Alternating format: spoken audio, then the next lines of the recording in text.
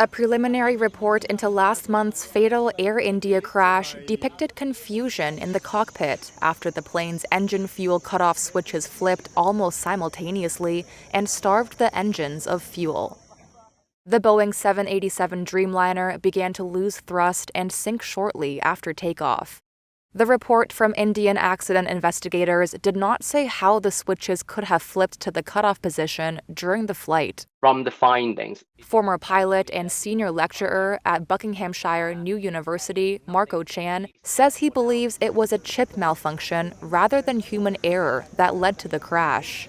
He points to a previously issued service bulletin from the engine manufacturer advising maintenance of a flawed chip to prevent signal loss. I believe the FAA has, or together with GE General Electric, the engine manufacturer, has issued a service bulletin.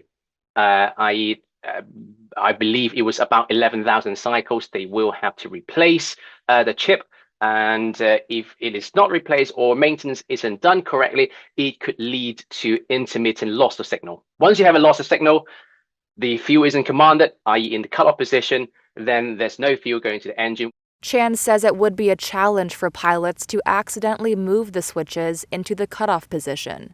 You have to physically sort of not pull the pin, but if you have to pull the toggle out, then it can move to a different position. So you do have to do it on purpose, not accidentally knocking it to the wrong position. Very rarely that can happen, or it's close to zero. At the crash site, both fuel switches were found in the run position, and there had been indications of both engines relighting before the low-altitude crash, the report showed.